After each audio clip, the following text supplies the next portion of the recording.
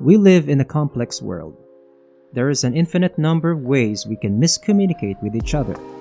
In this fast-paced, high-stress society, it's easy for misunderstandings to occur and blossom into full-blown conflicts.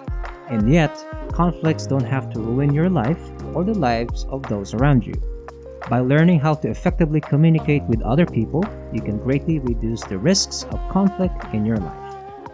In this video, we'll look at the 10 common communication mistakes and discuss what we can do to avoid them. Number 1. Not using we language.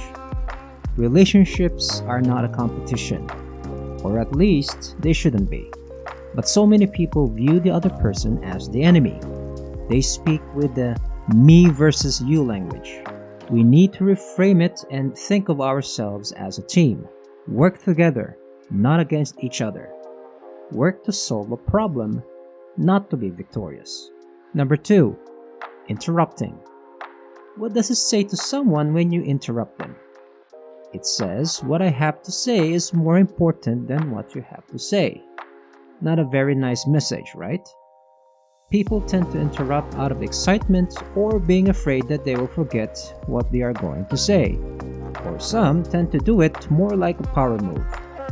Either way, it still says, I'm more important than you. Number 3. Having negative or apathetic body language. 55% of communication is expressed in body language. That's huge. Eye contact is a part of body language, but it's only a small part. What about your posture? Do you lean toward the other person, or are you positioned in a way that signals, I don't care what you're saying? What about your head tilt?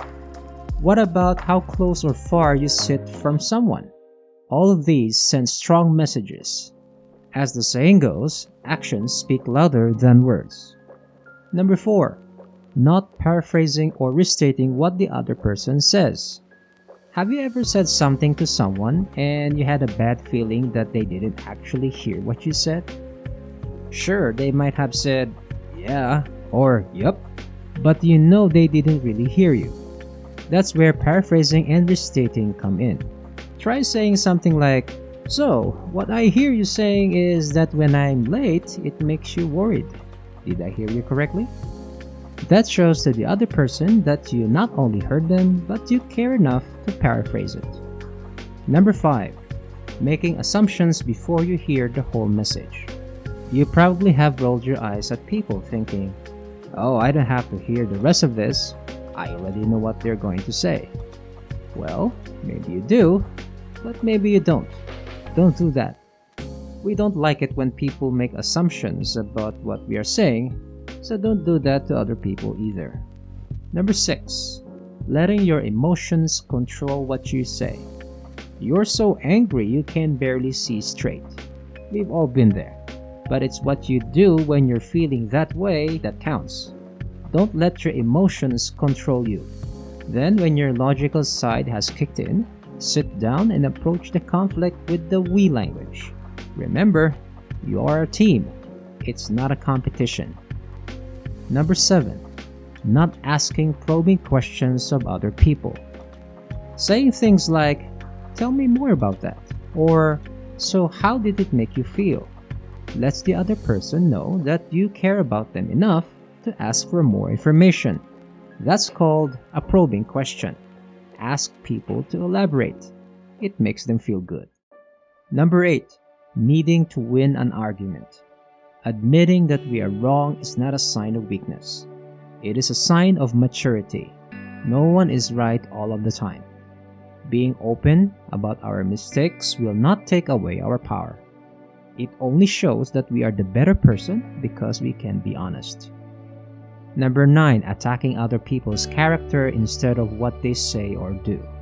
We all have bad behavior from time to time, and we don't always have to agree with everyone to be liked or become successful. It's acceptable to disagree with people's words or their actions, but not their character. Don't tear people's self-esteem down. It's better to build them up. Number 10. Not being empathetic and realizing that perception is reality. We see it our way. Someone else see it another way. Who's right? It all depends on who you ask. Sometimes there's no objective reality. It's all how an individual sees it. Remember that. Having empathy and realizing that the other person's experience is very real is key to good relationships. So this concludes our video. What else can you add to this list? Let me know in the comments. Just remember that being a good communicator takes effort. It's like being a good athlete. We have to practice if we want to be good at our craft. Let's take these 10 things to heart and start working on them today. If you like this type of content, subscribe and turn on that notification bell to get updates on my videos. And hit that like button so I can continue making useful content for you. Thank you, and see you next time.